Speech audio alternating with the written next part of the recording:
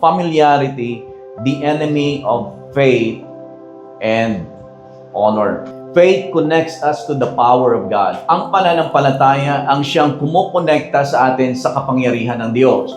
Maaring madalas nating naihahalimbawa na ito, subalit kung ihahalimbawa natin, ang kapangyarihan ng Diyos ay ang kanyang supply. So halimbawa, Meralco, merong kuryente, merong power sa ating mga outlets. For example, kapag tayo ay nakatap doon sa linya ng Meralco, merong dumadaloy na power, electricity.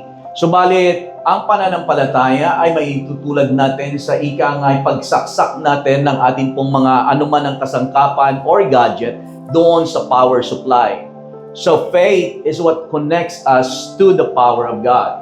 Ang biyaya ng Diyos ay nandiyan, readily available para sa bawat isa sa atin. Subalit, the way that we can connect to the power of God is sa pamagitan ng ating pananampalataya. Kung walang pananampalataya, kahit na merong kapangyarihan, hindi tayo nakakonekta sa power na yon upang mangyari sa ating buhay. Kung ang pananampalataya ang siyang kumukonekta sa atin sa kapangyarihan ng Diyos, ang familiarity naman ang siyang naghihinder sa atin upang maranasan natin ang kapangyarihan ng Diyos sa buhay natin. So, mahalaga na ating makita kung ano ang familiarity at ito ay ating maiwasan. God's pattern is to use human vessel to deliver His blessings, miracles, and messages. Ang pattern o pamamaraan ng Panginoon upang maranasan natin sa ating buhay ang mga pagpapala, ang mga himala ng Diyos sa buhay natin, maging yung mensahe ng Panginoon na nais niyang ibigay sa atin, nararanasan natin ito sa pamagitan ng tao. Halimbawa, Luke chapter 6, verse 38. Alam ko na ito ay, this is patungkol sa giving, pero ang sabi dito, give, and it shall be given unto you, good measure, pressed down, and shaken together, and running over, shall men give into your bosom. So dito makikita natin, ang tao magbibigay sa iyo. Give and it shall be given to you. But how? Men shall give unto your bosom. So God chooses to work through people. Pamamaraan ito ng Diyos. At gusto ko lang maipakita sa atin, kasi minsan siguro maaring tayo ay mayroon tayong hinihingi sa Panginoon, nananalangin tayo sa Panginoon, subalit ang pamamaraan ng Panginoon ay hindi yung paglalaglag ng pagpapala mula sa langit upang maranasan mo. O kaya mag-a-appear doon sa kwarto mo, pagbaba mo naman, nananalangin ka sa kwarto mo, pagbaba mo sa sala, uy, nandito na, tinugon ni Lord. Hindi ganon ang pamamaraan ng Panginoon sa pagtugon at sa pagbibigay sa atin ng mga pagpapala o maging himala na kinakailangan nating tanggapin mula sa ating buhay. Ang ginagamit ng Panginoon ay mga tao. 99% of the time, this is God's pattern sa buhay natin. So gusto kong ma-establish sa bawat isa sa atin ito sapagkat nais kong makita natin kung papaano gumagawa ang Panginoon ng pagbibigay sa atin ng mga pagpapala na maaari nating maranasan sa buhay natin at maalis natin yung presumption natin na hindi naman yun yung pamamaraan ng Panginoon. Ephesians 4:11 and 12.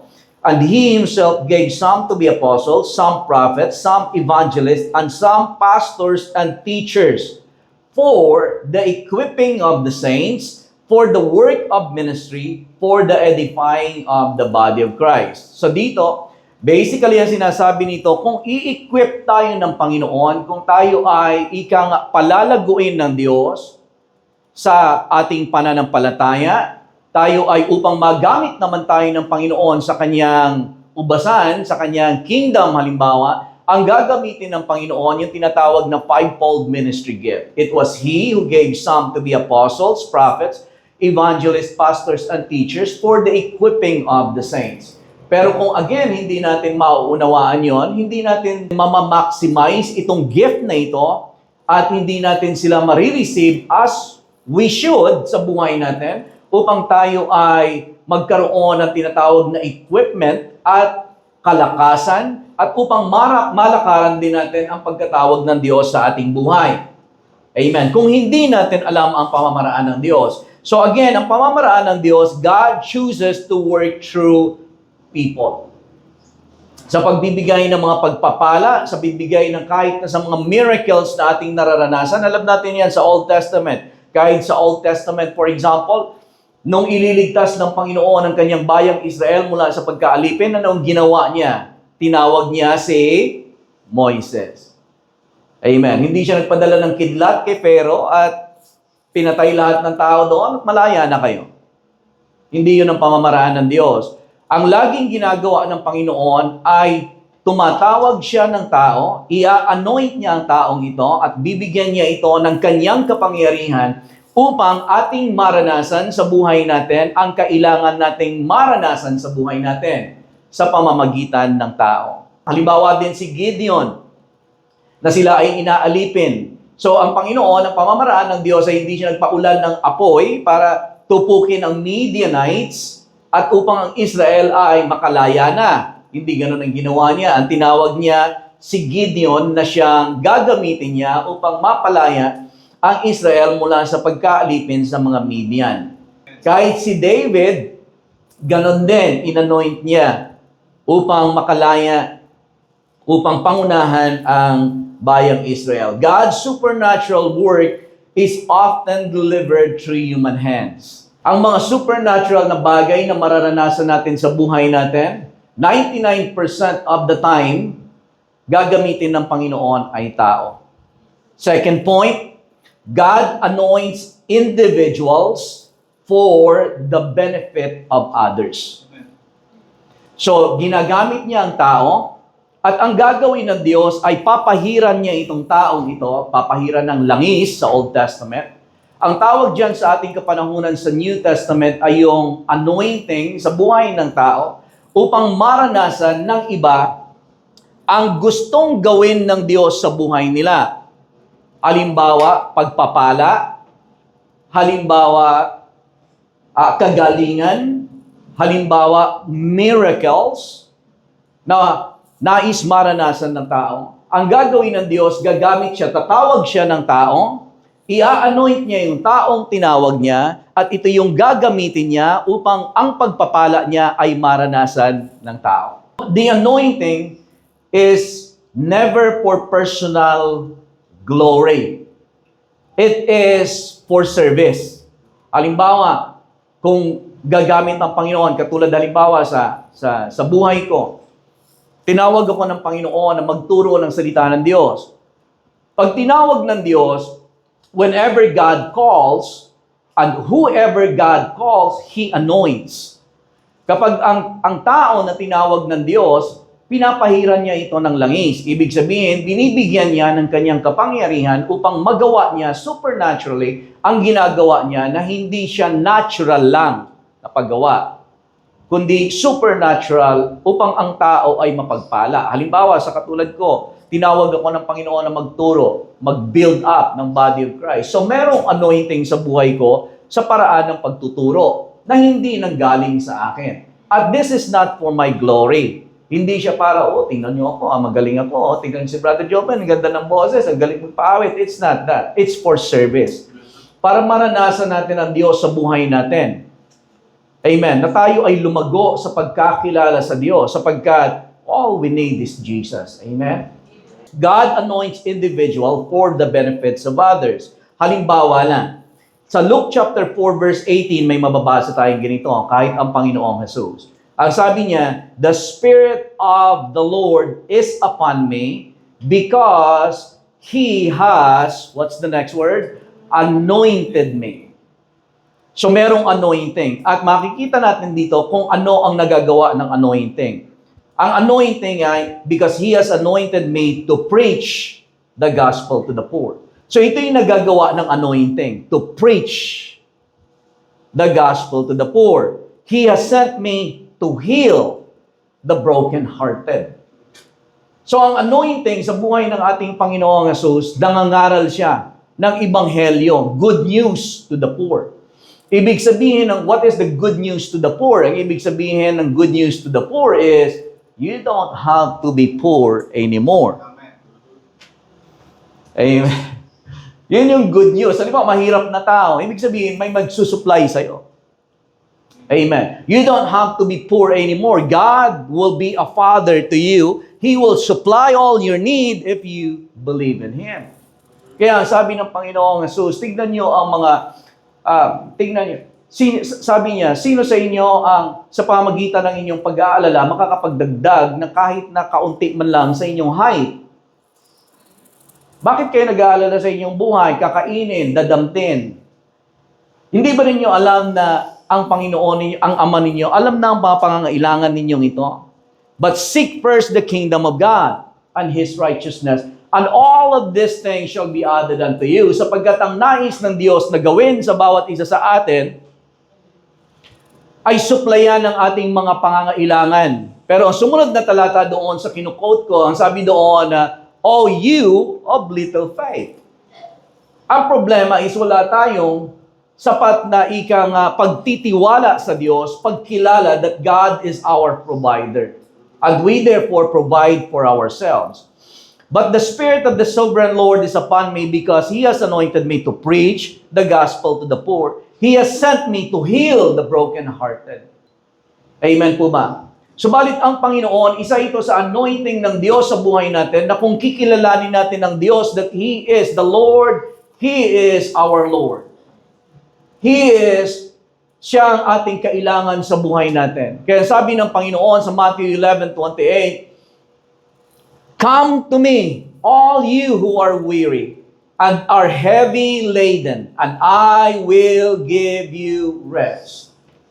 Take my yoke upon you and learn from me, for I am gentle and lowly in heart, and you will find what? Rest for your souls." Amen. Yun yung nais na ibigay ng Panginoon sa atin. But again, ginagawa ito ng Panginoon sa atin sa pamagitan ng anointing. Kahit ang ating Panginoong Jesus, there is an anointing sa buhay niya on Him to minister to people. Bin-breakdown natin yon, to preach, to heal the brokenhearted, to proclaim liberty to the captives, recovery of sight to the blind, and set at liberty those who are oppressed. So kung meron tayo, ang Diyos, alam niyo, ito yung mga nais kong banggitin sa buhay natin sa araw na ito. Anuman ang ating kalagayan, nais ng Diyos na mag-minister sa iyo. Nais ng Diyos na kung anuman ang ating sa panahon na tayo ay nahihirapan, tayo ay tila nakakulong, tila tayo ay broken-hearted. Hindi man sa girlfriend, boyfriend, girlfriend, hindi man sa asawa, but down deep inside, we're broken. Ang nais ng Diyos, I want you to know the heart of God for you, that He wants to minister to us. He wants to give us what we need. Pero again, uulitin ko, ang paraan ng Diyos sa pagbibigay sa atin ng ating kailangan, ng himala, pagpapala, kahit na yung mensahe na ibibigay ng Diyos na makapag-alis sa atin mula sa ating kinasasadlakan na anumang problema ay sa pamagitan ng tao na i-anoint niya sa buhay natin.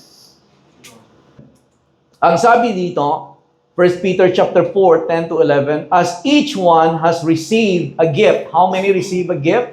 Ayun dyan sa verse na yan. As each one has received a gift. Each one. So sa bawat isa sa atin, nung tinanggap natin ang Panginoong Jesus sa buhay natin, hindi lang kaligtasan ng ating nakamtan, binigyan din tayo ng spiritual na kaloob ng Diyos. Ang spiritual na kaloob na ito ay upang magamit ito para sa iba, na yung katabi mo lumago, matulungan mo, at hindi ka maging sakit ng damdamin niya. O hindi ikaw yung sisira ng buhay niya. Kung sira ang buhay niya, matutulungan mo siya dahilan sa kaloob na ibinigay ng Panginoon sa iyo. Amen. Ganon lagi ang pamamaraan ng Diyos. Hindi paninira. Hindi kasi sirain. Halimbawa, hindi sira ang buhay mo. Tapos yung katabi mo, siya pa sumira ng buhay mo. Hindi yun ang ginagawa ng Diyos. Amen. Ang bawat isa sa atin ay binigyan ng Diyos ng mga kaloob. Kaloob na ito ay para sa bawat isa sa atin. Kapakinabangan sa isa't isa. upang tayo ay nagtutulungan. Halimbawa, kung ikaw ay mahinang kamay, kaliwa, bibigyan ka ng Panginoon ng isa pang mas malakas na kamay upang sa isang katawan tayo ay nakakapagtulungan at walang kompetensyahan. Kung may gagawin ng Diyos sa buhay natin at nais ng Diyos na gumawa sa buhay natin, palayain tayo. Tugunan ng ating mga problema, anuman ang ating kinalalagyan, may pag-asa. Sapagkat nais ng Diyos na mag-minister sa atin. Pero paano nag-minister ang Diyos? Sa pamagitan ng tao, 99%, na inanoint niya. Amen. Para maranasan natin ang freedom, liberty, healing, amen, pagmulat sa mata, karunungan, maranasan natin, matanggap natin ito at sabihin natin, Panginoon, napakabuti mo. Hindi mo sasabihin na, galing ng tao. Kundi makikilala mo na, Panginoon, salamat. Nakalaya ako sa addiction na to, nakalaya ako sa anuman na umaalipin sa akin. Panginoon, ikaw ay magawa. Salamat sa ginamit mong tao. Pero kinikilala mo na ang Diyos ang gumawa sa buhay mo. Ganon lagi ang ginagawa o pamamaraan ng Panginoon. Yet, merong isang bagay naghihinder doon. Ang tawag sa kanya, familiarity. Pero pag-usapan muna natin ang honor. Honor is required to receive from God's vessel. So kung ginagamit ng Diyos ang tao, at ang pamamaraan ng Diyos sa matanggap mo ang pagpapala na nararapat sana sa iyo, na nais ibigay sa iyo ng Diyos, ang honor ay required. Na makita mo ang tao, ma-honor mo siya, upang tanggapin mo ang nararapat mong tanggapin. At familiarity ang hihinder doon. Yun yung nakita natin sa binasa natin kanina. Ang honor means to value, to esteem, and to treat as precious what God has placed before us. Itinuturing natin kapag sinabi nating honor, ibig sabihin pinaparangalan natin, binibigyan ng pagpapahalaga ang mga bagay o tao na ibigay ng Diyos sa atin, sa ating harapan. Halimbawa, sa church.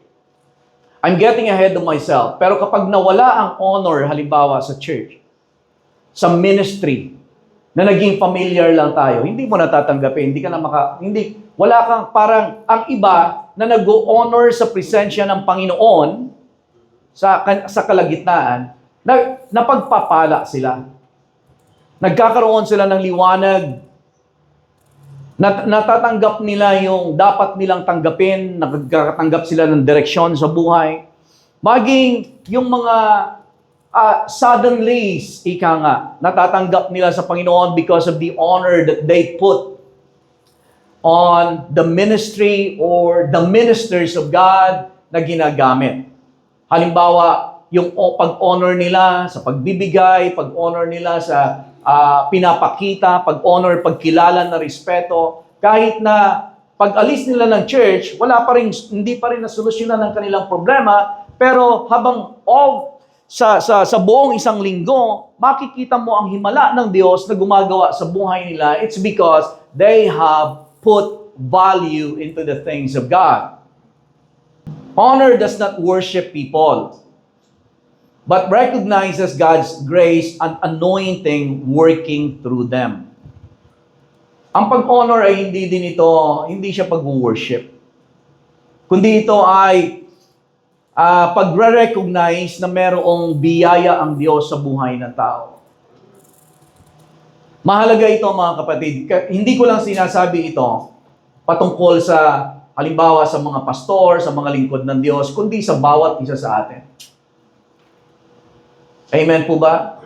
Kasi una na, getting ahead of myself, dapat makita mo ang iyong sarili na ikaw ay kagamit-gamit sa Panginoon. You have a gift.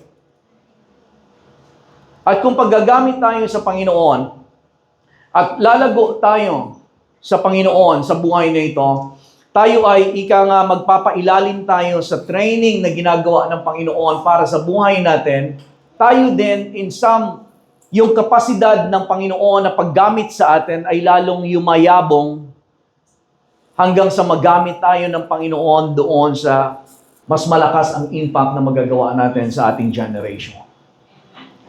But God uses human vessel. And honor is required to receive from God's vessel. Honor creates the environment where faith grows and thrives. Kapag merong honor na nilalagay tayo, merong pananampalataya na umuusbong. Pero kapag nawala na yung honor, gawa ng familiarity, wala ka ng expectation and faith. So kailangan, hindi mo mawala yon. Tingnan natin ang familiarity, kung ano ang ibig sabihin nito. Familiarity and dishonor. Kung anong patungkol dito, familiarity and dishonor block the flow of God's power. Kung ang honor ay siyang nag-create ng environment sa atin in order for us to receive from God, and faith grows out of honor, familiarity and dishonor blocks the flow of God, God's power to flow in our lives. Mark chapter 6, 1-6, then he went out from there and came to his own country. So bumalik siya sa kanyang sariling bayan sa Nazareth, and his disciples followed him. And when the Sabbath had come, nung dumating na yung Sabbath, he began to teach in the synagogue. And many hearing him were astonished. So sa pangangaral niya, marami ang namangha. Ang sabi nila saying, where did this man get these things? Saan nakuha ng taong ito ang mga bagay na ito? And what wisdom is this which is given to him?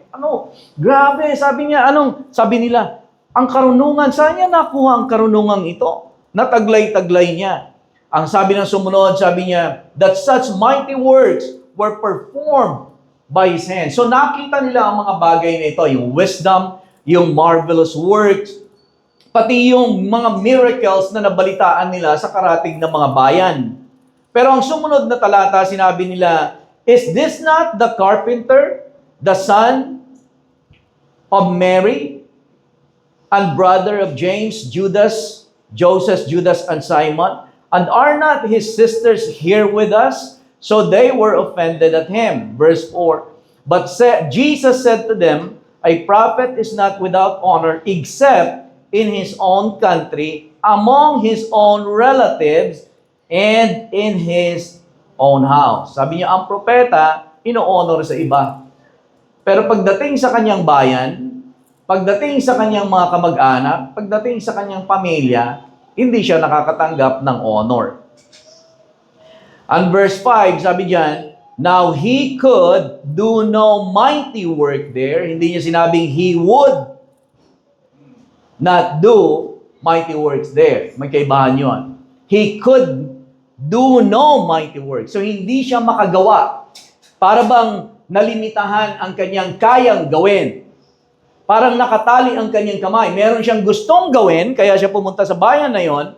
Kasi ang ginagawa niya sa mga karatig ng mga bayan, pagpapagaling ng mga may sakit, pagdilat ng mga mata ng may bulag, gusto niyang gawin ito sa kanyang sariling bayan. Pero pagbalik niya, kung anong taglay-taglay niya na anointing, katulad ng binasa natin kanina sa Luke chapter 4, that the Spirit of the Sovereign Lord is upon me because the Lord has anointed me to preach the good news to the poor. Amen. To heal the brokenhearted, to proclaim liberty to the captives. Ito yung gawin ko, gusto kong gawin sa bayan ko. Ito yung gusto kong maranasan ng bayan ko din. Amen. Kaya sabi ng mga tao nung siya ay nangangaral na, kamangha-mangha. Saan niya natutunan ng mga bagay na ito, yung karunungan na ito, at paano siya nagtaglay ng what miracles has been performed by his hands. So, ibig sabihin, may nakita sila na something that is divine. Amen. Pero ang sumunod, ang sabi nila, pero teka muna, di ba kilala natin ito? Ito yung Jesus, na anak ng karpentero. Yung anak ni Maria. Kasama natin yung kanyang mga kapatid. At ang sumunod ay sabi, hindi siya makagawa, tali ang kanyang kamay. He could do no mighty work there except to lay his hands on the few sick people and healed them. Familiarity and dishonor restricted what people could receive even from Jesus Himself. Yun yung matututunan natin doon sa Mark chapter 6. Naging familiar sila sa Panginoong Hesukristo. At sabi nila, hindi ba ito ang anak ni Maria? Anak ng karpentero? Anak ni Maria? Ang mga kapatid kasama nila natin, paano nila nakilala ang Panginoong Hesus? Nakilala nila si Jesus nung bata pa. Amen. Sa buhay natin, ganun din. Kaya hindi natin na-appreciate minsan yung mga nag-worship lead o nagtuturo na sa church, hindi dito sa church na yun nasa church, kasi kilala natin ito. Itong batang ito, laro-laro lang ito nung maliit pa, pag-gala-gala lang dito. Ngayon, nagpe-preach na. Honor creates spiritual access. Dishonor closes that door. Ang honor, kapag nagpaparangal tayo, nagbibigay tayo ng parangal. Remember, kapag nagpaparangal ka, faith rises up. Nag-rise up ang faith. At saka expectation. Medyo matagal-tagal na rin ako sa ministry. Nakikita ko ang mga ministry na walang pagpapahalaga sa, halimbawa, gawain ng Panginoon. Sa mga gawain ng Diyos lang, halimbawa sa mga events, sa mga ginagawa ng Panginoon na mga meetings na tinatawag, na pinapatawag ng mga lingkod ng Diyos. Kasi may gagawin ng Diyos. Kapag naroon ang honor, makikita mo. Ang environment, andun yung expectation. Andun yung faith. Kaya natatanggap nila ang impartation. May mga gathering na walang ganon. Walang honor. Lahat kung anong gustong gawin, tatayo kung kailan tatayo. Magsi-cellphone kung kailan magsi-cellphone. May nagsasalita, nagsi-cellphone. Pag hindi natin napaparangalan ng isang gawain, o ang gawain ng Diyos, hindi mo mararanasan ang presensya ng Panginoon. Ang familiarity, nagpuproduce ng dishonor. At ang dishonor, nagpuproduce ng unbelief. At ang unbelief, yun yung nagbablock sa miracle. Familiarity also breeds contempt. Ang familiarity ay nagdudulot ng kawalan ng respeto at pagpapahalaga. Familiarity breeds contempt. Ang ibig sabihin niyan, extensive knowledge of close association with someone or something leads to a loss of respect for them. Yung extensive knowledge or close association with someone or something. Halimbawa, close association, halimbawa sa kasama mo. Kahit na, halimbawa, pastor mo, dati hindi naman kayo magkakasama lagi. Paminsan-minsan lang. Pero pag nakasama mo, halimbawa, pastor mo sa bakasyon kayo, nag-short. Ka-short ang pastor mo, nakahubad, halimbawa, pag mag-swimming, parang nagiging ordinaryo lang. So, tendency is, para may close association ka, tapos minsan nalalaman mo pa yung mga pamamaraan, yung mga pagkakamali. Familiarity breeds contempt. Nawawala mo yung respeto, lalo na kapag nakikita mo yung mga pagkakamali na hindi umayon sa standard mo. Isa sa mga natutunan ko nung bata pa ako, 20 years old na sa Saudi ako, meron ako naging kaibigan, si Jojo Ramos. Wala na ngayon, nasa heaven na. Ang sinabi niya sa akin, kasi sabi ko, Jo, di ba magkaibigan naman kayo ni Sir Chito? Sabi niya, ito yung tatandaan mo.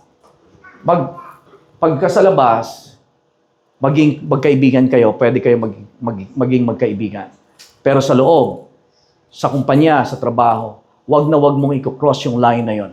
Boss mo siya. Wag mong i-cross yung line na yon ng authority. Familiarity, nagde-develop yan siya over time. Familiarity doesn't happen instantly. It forms gradually as people become accustomed to someone, presence, personality, habits, and history. And over time, this closeness can create comfort. Halimbawa, kahit na sa life group, halimbawa, sa music team, nagiging close kayo, pero kapag over-comfortable na kayo sa isa't isa, nawawala na ninyo yun. Tandaan ninyo na leader nyo pa rin yan. Narito pa po ba kayo? Hindi siya nagde-develop over time. Paunti-unti siya. Familiarity, dito makikita natin, kahit na doon sa binasa natin, makikita natin sa Mark chapter 6, that familiarity often begins with recognition. Nare-recognize mo yung tao.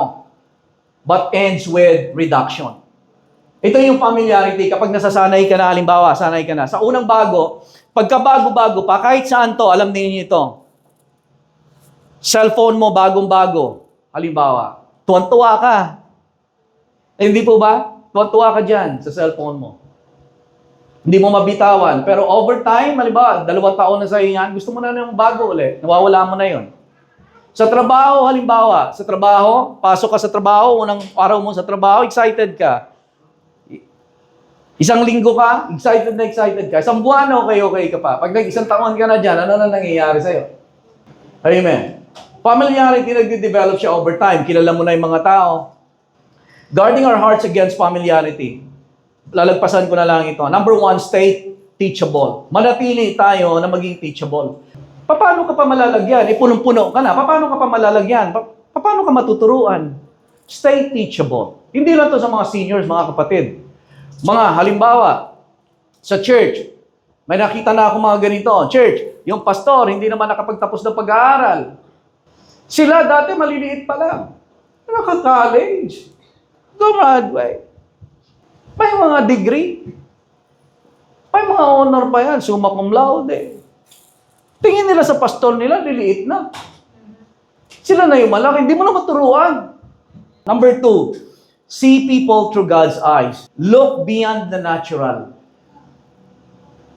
Sa atin, madalas ganun pa rin ang tingin natin, hindi po ba? Yung mga, kung tayo merong kaya, ang tingin natin doon sa mga walang kakayanan, mababa kaysa sa atin. Pero hindi natin nakikita kung sino sila sa paningin ng Diyos at kung ano ang kaloob na meron sila sa Panginoon. Amen. Kung paano tayo ginamit ng Panginoon, pwede rin silang gamitin ng Panginoon. Tama po ba yon? Amen. Kaya wag natin silang tignan na para bang tayo yung pinaka mataas, sila mababa sila. Itrato natin ng pantay. Amen. At makikita mo na the way na tratuhin mo itong mga taong ito, makikita mo yung, mararanasan mo yung pagpapala ng Panginoon sa buhay mo ng higit. Practice intentional honor. I-practice natin yung tinatawag na intentional na pag-honor. Amen. Hindi lamang sa church, kundi sa family. Sa pamilya natin.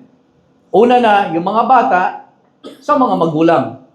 Pero ganon din, yung mga magulang sa mga anak. I-honor. Kasi minsan, nakakalimutan natin eh. Ang tingin natin sa mga bata, sila pa rin yung inaalagaan natin, tinatanggalan ng diaper, pinapalitan ng diaper. Ngayon, malalago na yan. Pwede na silang gamitin ng Panginoon sa kapamaraanan, kapag lumago sila spiritually speaking, meron silang anointing sa buhay nila na makatutulong din sa atin. Pero paano sila makakapagsalita din sa buhay natin, halimbawa, o matatanggap natin, kailangan natin tanggapin sa kanila, kasi tingin natin sa kanila, mga pinapalitan pa rin natin ng diaper. Hello? Number 4, 5 lang ito. Number 4, cultivate expectation. Mag-cultivate tayo lagi ng expectation. Halimbawa sa church. Pagpunta natin sa church, iiwasan natin na i-drag lang natin yung sarili natin. Of course, alam ko yung pakiramdam na parang, church na naman, parang ayaw ko mag-church. Parang naalala ko tuloy yung kwento, di ba? Sabi ng isa sa asawa niya, "Ma, parang ayaw ko muna mag-church ngayon." Sabi ng asawa niya, "Ano ka ba?" Binatukan niya, "Ano ka ba? Ikaw ang pastor."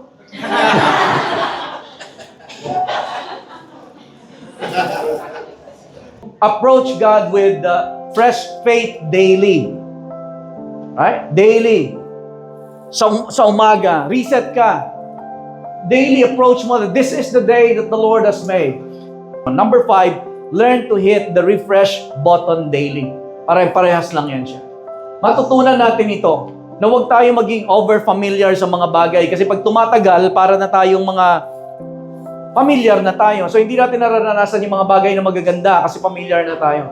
Learn to hit the reset button every day. Kahit sa ministry, alam nyo, sa ministry, natural yan siya. Na para bang ang ministry can go on and on. Right? Pero subukan yung i-hit ang reset button Ang ibig sabihin yan, intentionally, magkaroon kayo ng expectation na i-cultivate ninyo. Yung mga bagay na hindi niyo tinitignan, halimbawa sa ministry o sa mga pinangungunahan ninyo o sa mga kagamitan ninyo, ibalik ninyo yung dati, alalahanin niyo yung, dati ganito ako kainit Dati, nililinis ko pa itong mga ito, bago-bago Linisin ko kaya ngayon, tingnan ko na parang bago ito. Yung assignment ko dati, tuwan-tuwa pa ako Amen. Yung pagpapaawit natin, halimbawa, i-approach natin ito ng freshness. Meron siyang, na parang bago. At sa bawat araw, halimbawa, pag service natin, lagi natin i-confess that this is the day that the Lord has made. So I will learn to hit the refresh or reset button daily.